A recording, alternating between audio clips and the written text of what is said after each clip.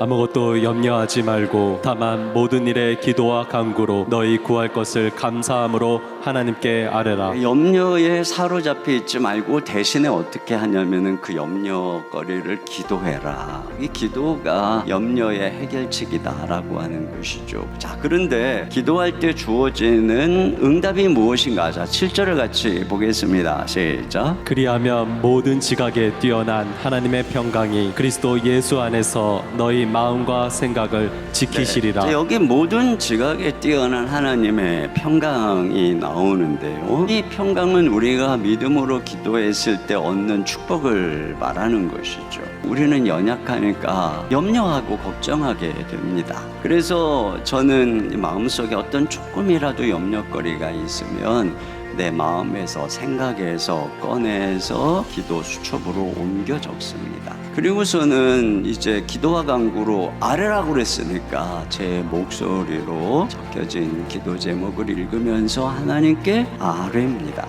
내가 염려하고 또 바라는 것을 상세하게 기도 제목으로 이렇게 적고 마치 사장님한테 보고할 때 PT 준비해 가듯이 이렇게 적고 내 목소리로 주님 앞에 읽으면서 하나님 하고 이렇게 기도를 하면 하나님께서는 우리 목소리를 들으신다고 그랬잖아요. 그래서 이제 내가 하루를 이제 이렇게 시작했는데 그 염려거리가 당장 해결된 건 아니니까 마음속에 염려가 찾아올 때 저는 분명히 눈으로 쓴 걸 보면서 목소리로 읽으면서 하나님께 맡겼단 말입니다. 그분께 보고했단 말입니다. 그러면 그걸 딱 생각하는 순간에 제 마음속에 무엇이 다가오냐면 그래, 이 문제를 하나님께 맡겼어. 주님이 돌보실 거야.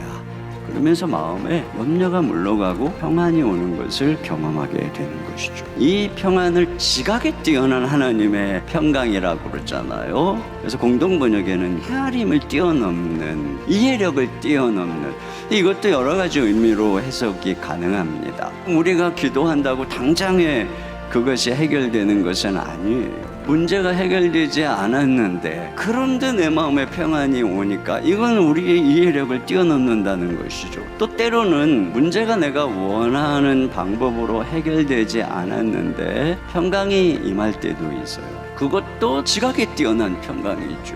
내가 원하는 방법이 아닌데도 말이죠. 여기 이 평강이 뭐라냐면 마음과 생각을 지킨다 이렇게 되어 있습니다. 7절 하반절에 보니까 그리스도 예수 안에서 너희 마음과 생각을 지키시리라. 여기 지킨다는 것은 군인이 성을 지키듯이 대적으로부터 보호한다 그런 뜻이죠. 메림나오라고 하는 이 단어는 나누다, 갈라버리다라고 하는 단어와 마음이라고 하는 두 단어가 합쳐진 것입니다. 그러니까 염려한다는 것은 마음이 나뉘어진다는 것이에요. 분산된다는 것이죠. 우리가 사람을 대할 때도 막 집중할 수 있어야 되고 어떤 일을 할 때도 공부를 할 때도 집중해야만 열매가 맺어지고 성과가 맺어지는 것입니다. 그런데 이 염려는 뭐냐면 염려는 이 마음을 갈라놓는 것입니다. 그러다 보니까 집중을 못해요. 근데 여러분 예수님 안에서 우리는 하나님의 평안을 맛보는 것이죠.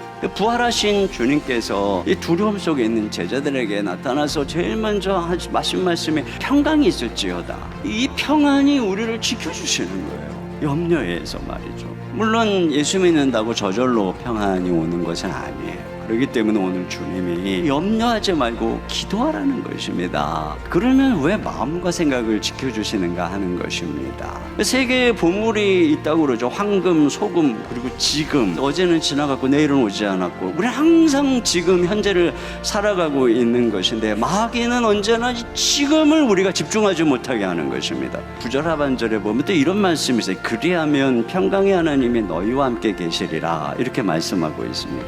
여러분 우리가 염려에 사로잡히지 말고 평강으로 우리 마음과 생각을 지켜야 하는 이유는 뭐냐면 결국 우리가 오늘이라는 삶 동안에 주의 뜻을 행함으로써 내가 거룩하게 변화돼서 평강의 하나님과 동행하기 위한 것이에요. 기도할 때 평안을 주시고 더 나아가서 평강의 하나님이 우리와 동행하시는 거예요.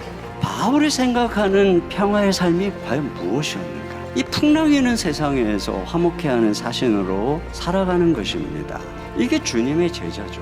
어떤 어려움 속에서도 눌려도 우겨쌈을 당해도 맞아도 상처받지 않고 평강의 하나님과 함께하면서 그 모든 상황을 이겨내면서 폭풍을 잠잠케 하시는 주님이 나와 함께하겠다는 것을 믿음으로 바라보면서 걸어가는 것입니다. 이 세상 끝까지 이 순례의 길을 걸어가고 그렇게 천국에 갈 때 거기에서 진짜 안식하면서 참된 평강의 나라를 가는 거예요.